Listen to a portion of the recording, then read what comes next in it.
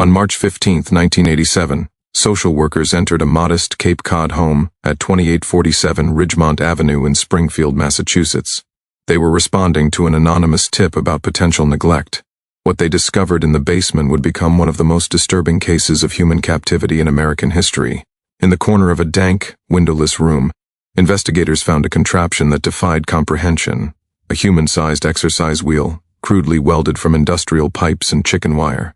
Inside, malnourished and disoriented, was 23-year-old Michael Daly, who hadn't seen daylight in 4 years. His own mother had kept him there.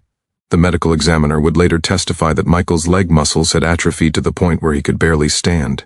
His teeth had rotted from a diet of pet food pellets. His fingernails had grown into spirals, having never been cut during his captivity.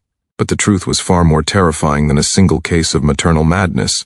Before we uncover the truth about the hamster wheel of death and the basement prisoner kept like a rodent, make sure to subscribe to the Silent Abbey and ring that notification bell. We bring you the darkest corners of American history that textbooks forgot.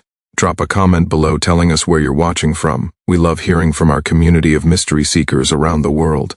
Now let's descend into the darkness. The year is 1983. Ronald Reagan sits in the White House.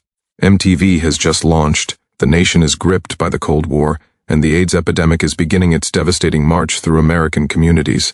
But in Springfield, Massachusetts, a different kind of silent plague is taking root. One hidden behind closed doors and drawn curtains. Springfield in the early 1980s was a city in transition. Once a thriving manufacturing hub, the closure of several factories had left neighborhoods economically devastated. The Forest Park neighborhood, where our story unfolds, was a patchwork of working-class families struggling to maintain their grip on the American dream. Houses that had once symbolized post-war prosperity now showed signs of decay, peeling paint, overgrown lawns, and that particular kind of quiet that signals a community turning inward. 2847 Ridgemont Avenue was a modest 2-story Cape Cod-style home, painted a fading yellow with dark green shutters. To neighbors, it was unremarkable. The lawn was kept trim, the mailbox was painted. Nothing suggested that within those walls, a horror was unfolding that would challenge everything we think we know about maternal instinct and human cruelty. Barbara Daly was 52 years old in 1983. To her neighbors, she was the widow who kept to herself after her husband's death in 1979. She worked the night shift as a medical records clerk at Mercy Hospital, a job that required attention to detail and discretion. Those who knew her described her as mousy, polite, and forgettable. She attended St. Catherine's Catholic Church sporadically. She paid her bills on time. She was, by all accounts, invisible. Her son Michael had been different. Neighbors remembered him as a bright, energetic teenager who loved basketball and had dreams of becoming an engineer. He'd graduated from Springfield Technical High School in 1982 with honors. Several neighbors recalled seeing him that summer, talking about his acceptance to the University of Massachusetts Amherst. And then, quite suddenly, he disappeared. When asked, Barbara had a ready explanation. Michael had decided to move to California to pursue opportunities in the emerging tech industry.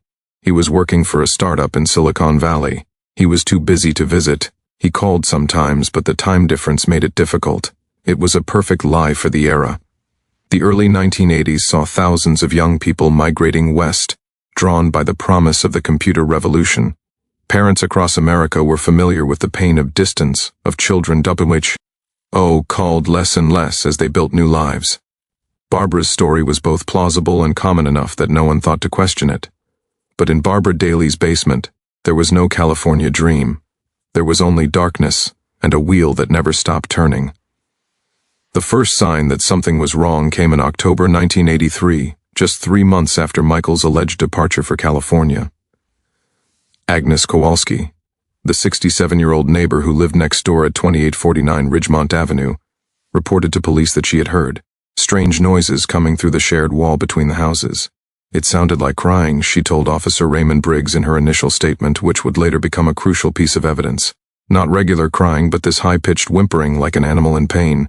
It would go on for hours, usually starting around midnight. Officer Briggs visited the Daly residence on October 17, 1983. Barbara answered the door in her nursing scrubs, having just returned from her shift. She was apologetic and embarrassed. The sounds, she explained, were coming from the television. She'd been watching late-night horror movies to help her sleep after her husband's death. She'd turned down the volume. She was so sorry for disturbing Mrs. Kowalski. The complaint was marked as resolved. Officer Briggs noted in his report that Mrs. Daly was cooperative and reasonable, and that the house appeared clean and well-maintained from what he could see of the living room. Agnes Kowalski heard the sounds again the next night, and the night after that, but she didn't call the police again.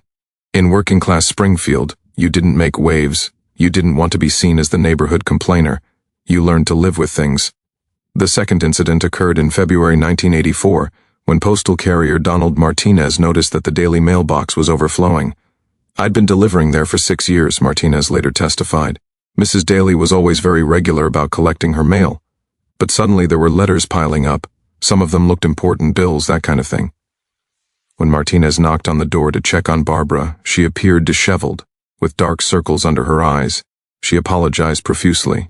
She'd been working double shifts at the hospital. She'd forgotten. She took the accumulated mail with trembling hands and closed the door quickly.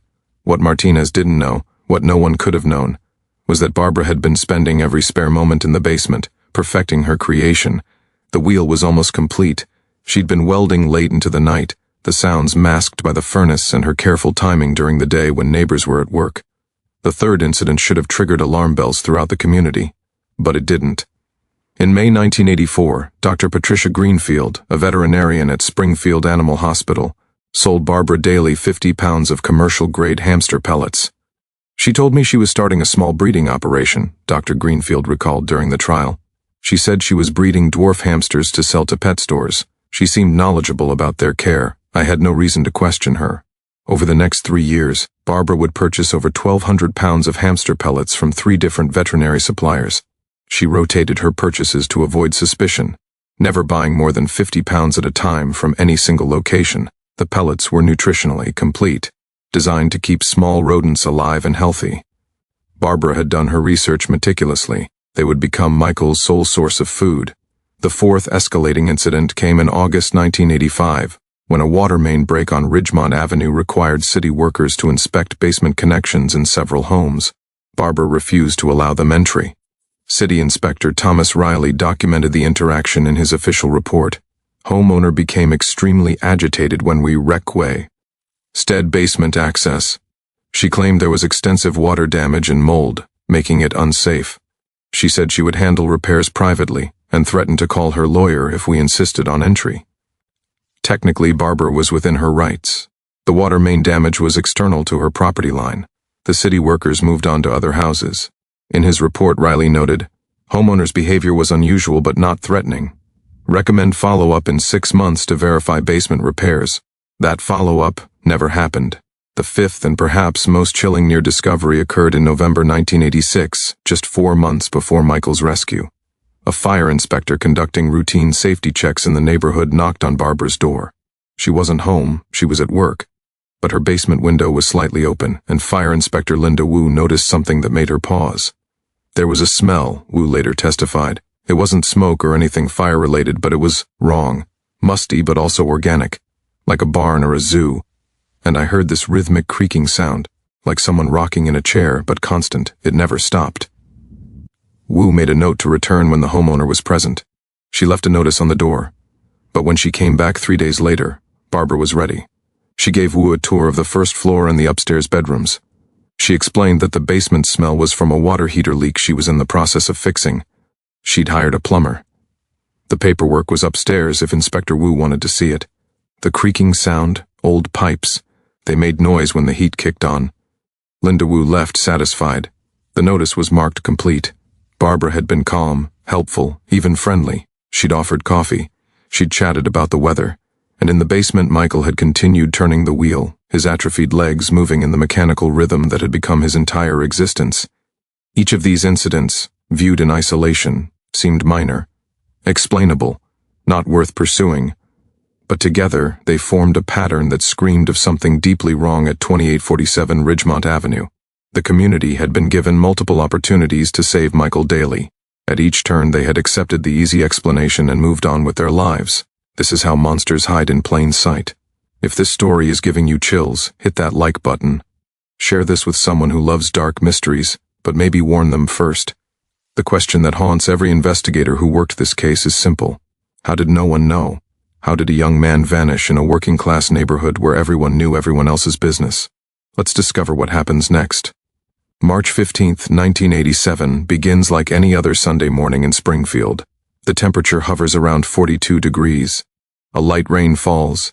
At St. Catherine's Catholic Church, Father Michael O'Brien delivers his sermon on forgiveness and redemption, unaware that within hours his concept of human depravity will be forever altered. At 10:47 a.m., social worker Jennifer Holloway parks her state-issued Ford sedan in front of 2847 Ridgemont Avenue. With her is Springfield police officer Marcus Washington and Child Protective Services investigator Robert Chen. They are responding to an anonymous tip called in 3 days earlier, a tip that had been vague but insistent: check the Daly house, check the basement, something's wrong with the son. The caller had hung up before providing more details. The tip might have been ignored entirely, except that it had come to the direct line of CPS supervisor Helen Morrissey, who had a reputation for following her instincts. Morrissey had run a missing persons check on Michael Daly and found nothing. No death certificate, no California driver's license, no tax records, no college enrollment. For a young man who supposedly moved to Silicon Valley in 1982, Michael Daly had left no paper trail whatsoever. That absence of evidence became evidence itself. Bara Daly answers the door in a pink bathrobe, her gray hair uncombed. She looks confused to see them. "Is something wrong?" she asks, her voice thin and tremulous.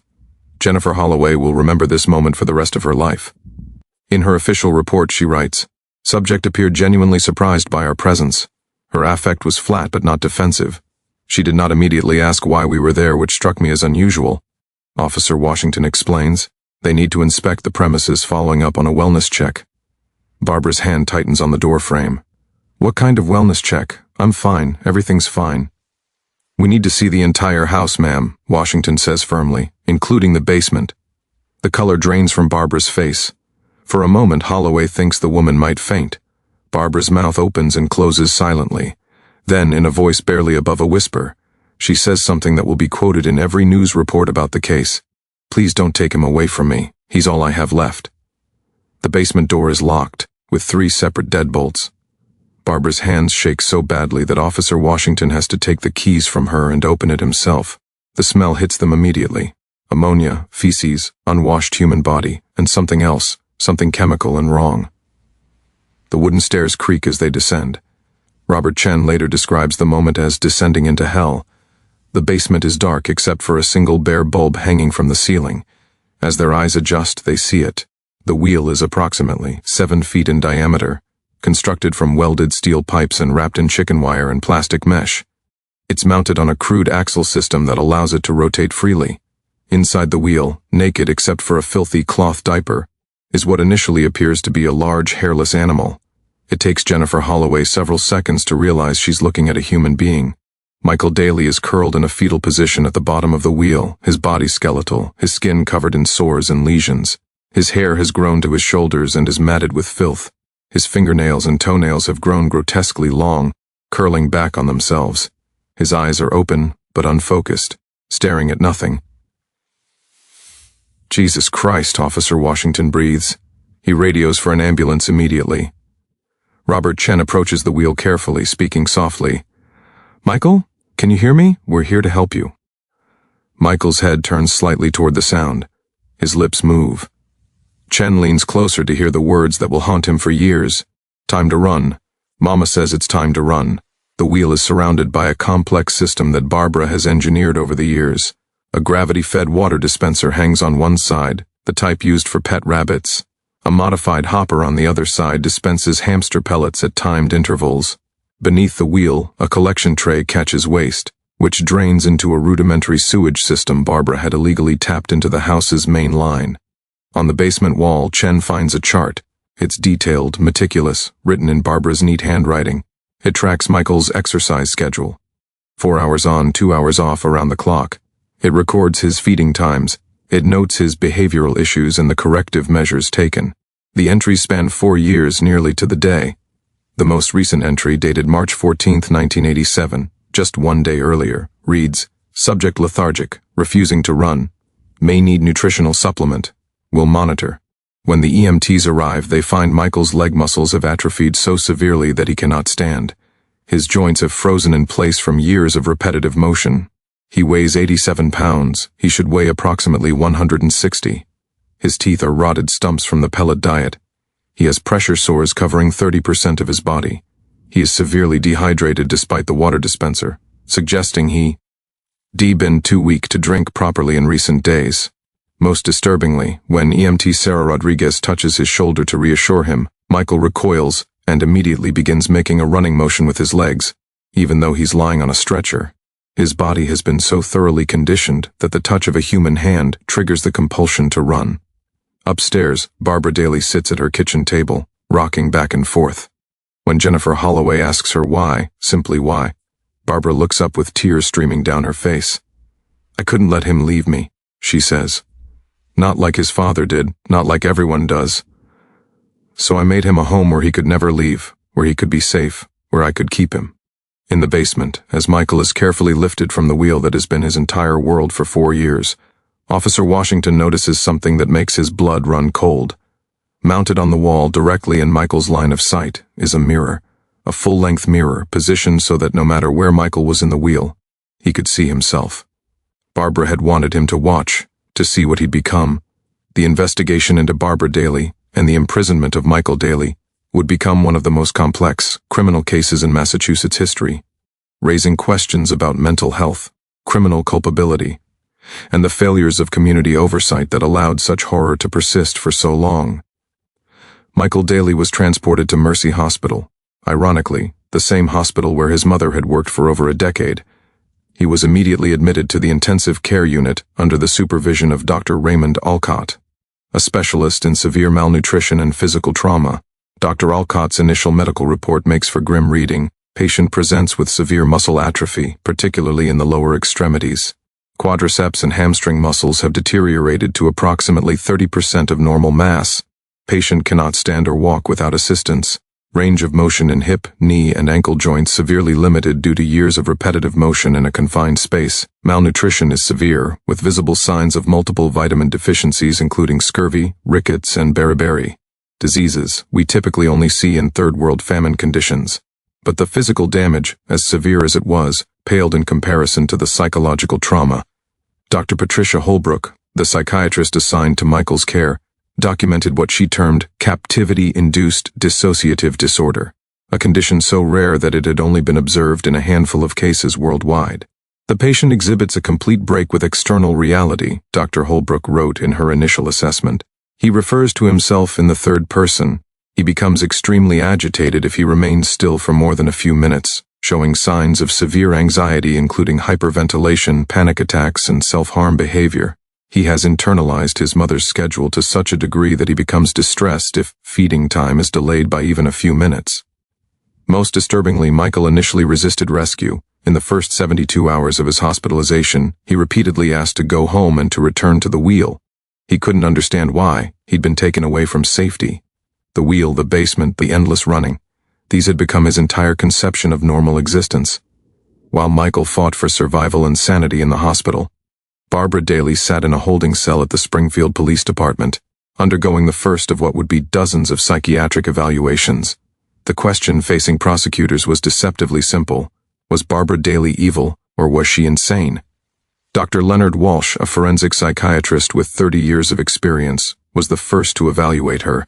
His report, filed on March 20, 1987, is a chilling document that reveals the complexity of Barbara's psychology.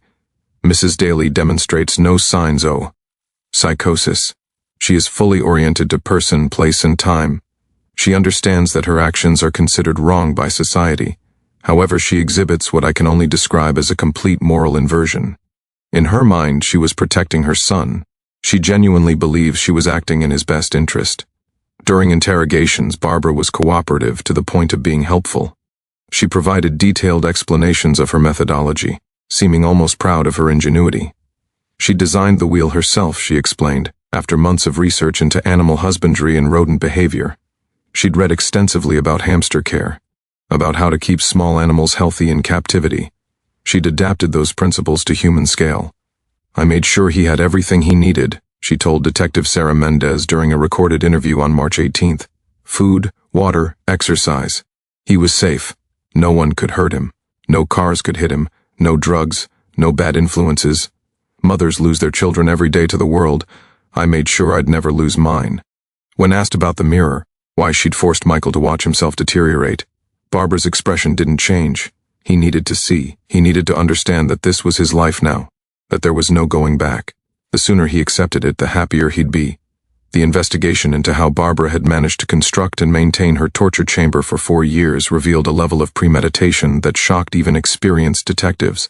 Search warrants executed at her home uncovered 3 years' worth of receipts for hamster pellets, purchased from 7 different veterinary suppliers across 3 counties, detailed journals documenting her plans, dating back to July 1982, before Michael had even graduated high school, architectural drawings of the wheel, with measurements and engineering calculations, a collection of books on rodent behavior, animal training, and mechanical engineering, correspondence with the University of Massachusetts Amherst, where Barbara had forged Michael's signature on withdrawal papers in September 1982, claiming he was dropping out due to personal health issues. Perhaps most damning were the audio recordings. Barbara had installed a tape recorder in the basement, and she documented everything. Hours upon hours of tape captured Michael's deterioration, his initial protests and pleas, his eventual resignation, and finally, his complete psychological breakdown. The tapes also captured Barbara's voice, speaking to him through a speaker system she'd installed. "Time to run, Michael. Good boys run for mama.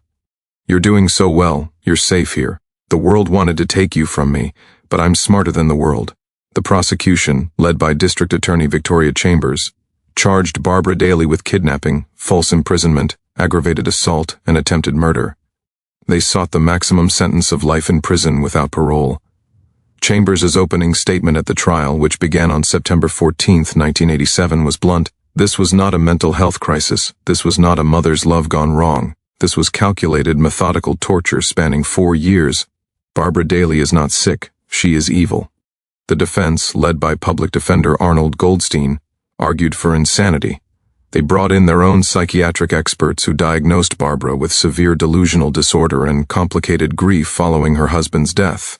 They argued that Barbara genuinely believed she was protecting Michael, that she lacked the capacity to understand the wrongness of her actions.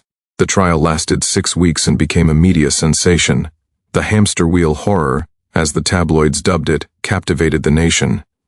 Court TV broadcast the proceedings live. Oprah Winfrey devoted an episode to the case. The Boston Globe ran a front-page feature titled "The Mother Who Caged Her Son." Public opinion was divided. Some saw Barbara as a monster who deserved the harshest punishment available. Others saw her as a severely mentally ill woman who had fallen through the cracks of an inadequate mental health system. Support groups formed on both sides. Michael himself did not testify. His psychiatric team deemed him too fragile, and Judge Chambers agreed that forcing him to confront his mother in court would be re-traumatizing. Instead, the jury watched videotaped depositions in which Michael, speaking in a flat, emotionless voice, described his years in the basement. The most powerful moment came when the prosecution played one of Barbara's audio recordings in court. The entire courtroom, including several jurors, wept openly as Michael's voice from 1984 begged his mother to let him go, promising he'd be good, promising he'd stay nearby, promising anything if she'd just let him see the sun again. On November 3, 1987, after deliberating for 18 hours, the jury returned a verdict, guilty on all counts. They rejected the insanity defense. In a statement released after the verdict, jury foreman David Martinez explained their reasoning. "We believe Mrs. Daly knew exactly what she was doing. She knew it was wrong. She did it anyway. The planning, the cover-up, the lengths she went to avoid detection. These are not the actions of someone who's lost touch with reality. These are the actions of someone who knows they're committing a terrible crime and doesn't care." Judge Harold Weinstein sentenced Barbara Daly to life in prison without the possibility of parole. At the sentencing hearing, he addressed her directly. "You took your son's youth, his health, his sanity, and very nearly his life. You transformed a bright young man with a future into a broken shell of a human being. You did this not out of love, but out of selfishness. True love means letting go. You couldn't let go, so you destroyed what you claimed to love. There is no punishment adequate for what you've done." Barbara showed no emotion as the sentence was pronounced. She was transported to MSCI Framingham, Massachusetts Women's Prison, where she remains to this day. She has never expressed remorse. In prison interviews over the years, she has maintained that she was right to keep Michael safe. Meanwhile, Michael Daly faced a different kind of life sentence. His recovery would be long, painful, and ultimately incomplete.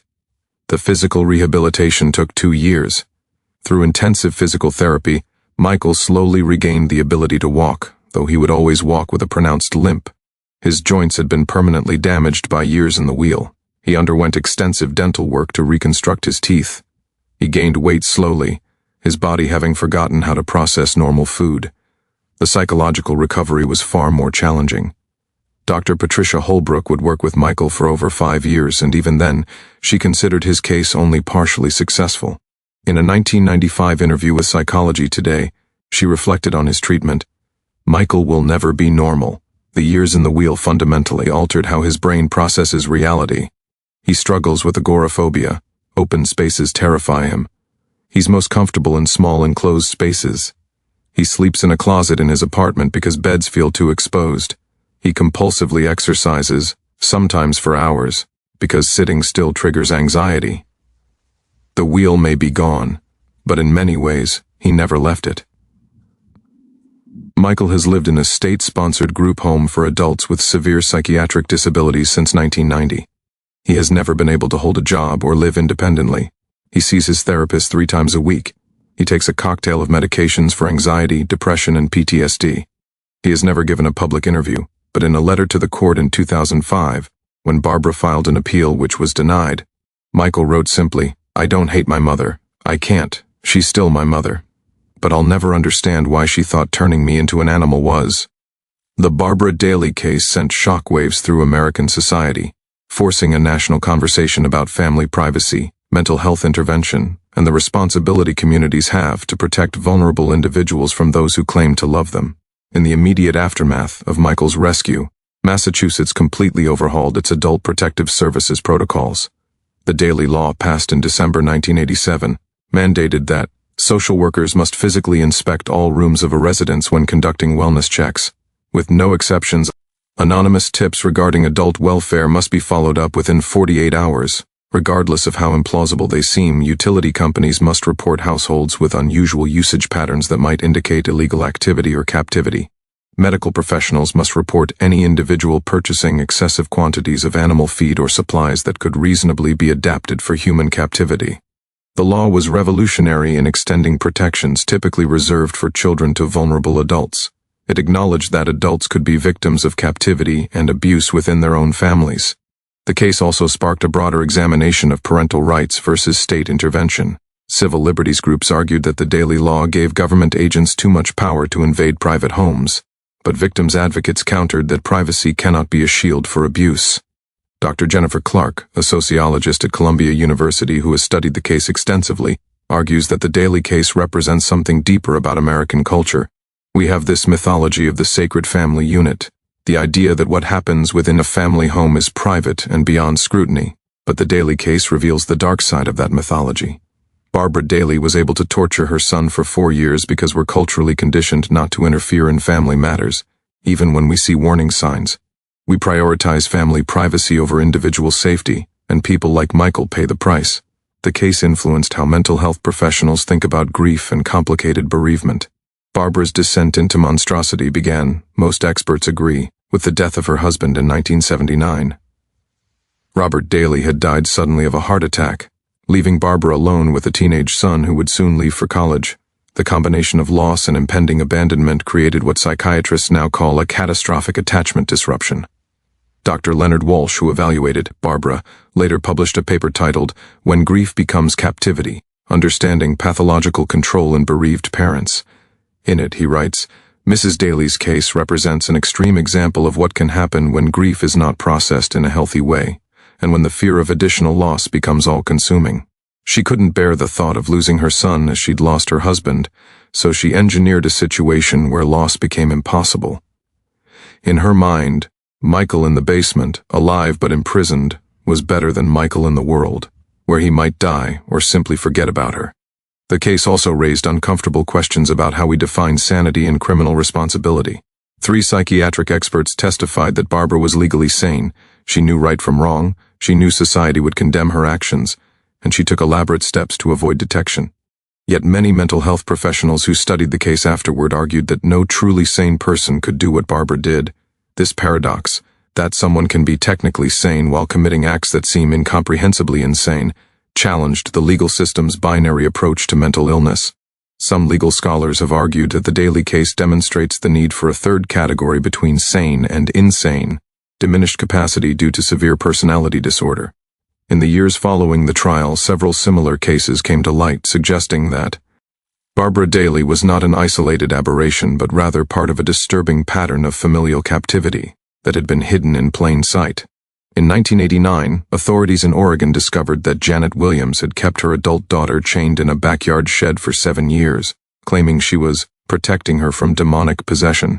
In 1993, police in Florida found 3 adult siblings who had been locked in their childhood bedrooms by their parents for over a decade, fed through slots in the doors, ostensibly because the parents feared they would fall in with the wrong crowd. In 2001, the Turpin House of Horrors in California revealed that parents had kept 13 children and young adults captive in conditions of extreme abuse and neglect, with some shackled to beds. Each of these cases echoed elements of the Daly case: isolation, rationalized as protection, physical confinement, justified as love, and communities that saw warning signs but didn't intervene. The psychological concept of pathological enmeshment, where a caregiver's identity becomes so intertwined with their dependent that they cannot tolerate separation, has been studied extensively in the wake of these cases. The Daly case is now taught in forensic psychology programs as a textbook example of how love, twisted by mental illness and grief, can become indistinguishable from torture. Springfield itself struggled with the stigma of the case for years. The house at 2847 Ridgemont Avenue was eventually demolished in 1991, after sitting vacant and vandalized for 4 years. No one wanted to live in the hamster wheel house. The empty lot remains today, a small patch of grass surrounded by chain-link fence, a neighborhood wound that never quite healed. Agnes Kowalski, the neighbor who first reported the strange sounds, gave an interview to the Springfield Republican in 1997, on the 10th anniversary of Michael's rescue. She was 77 years old and dying of cancer. She wanted, she said, to confess, "I knew something was wrong. Deep down, I knew. But I told myself it was none of my business. I told myself I was being paranoid. I told myself that nice Mrs. Daly couldn't possibly be doing anything wrong. But the truth is, I was scared. Scared of being wrong, scared of causing trouble, scared of what I might find if I pushed harder. And because of my cowardice, a young man suffered for 4 more years. I'll die with that guilt." Her confession resonated with many in Springfield and across the country. How many of us have sensed something wrong and chosen comfort over confrontation? How many Michael Dalys are still out there, suffering in silence, while communities choose not to see? The Daly case ultimately forces us to confront uncomfortable truths about human nature. That evil often masquerades as love, that monsters rarely look like monsters, and that our most dangerous impulses often come wrapped in the language of protection and care. Barbara Daly genuinely believed she was being a good mother. That's perhaps the most terrifying aspect of the entire case. She wasn't a cartoon villain twirling a mustache. She was a lonely, grieving woman who loved her son so much that she destroyed him. She couldn't distinguish between love and ownership, between protection and imprisonment. And in that failure of distinction lies a warning for all of us about the thin line between caring for those we love and controlling them, between keeping them safe and keeping them captive. What do you think drove Barbara Daly to such unthinkable acts? Was it grief, mental illness, or something darker that lurks in the human heart? Leave your theories in the comments below. We read every one of them, and your insights often shed new light on these dark chapters of history. Michael Daly is still alive today, living quietly in Massachusetts, still struggling with the psychological scars of his captivity. His story is a testament to human resilience, but also a reminder of how far agile the human mind can be, and how completely it can be broken by those who claim to love us most. If this story affected you, please consider subscribing to The Silent Abbey. We explore the forgotten horrors and hidden tragedies of American history, the stories that make us uncomfortable, but that we need to remember so they never happen again. Hit that notification bell so you never miss an episode. Share this video with someone who needs to hear this story, someone who understands that the real monsters aren't always strangers in the dark. Sometimes they're the people sitting across from us at the dinner table. Thank you to our community of mystery seekers around the world. Your engagement, your comments, your willingness to explore the darkness with us. It matters more than you know. I'll see you in the next video. Until then, remember, the most dangerous prisons are the ones built by people who love us. Stay curious, stay continue.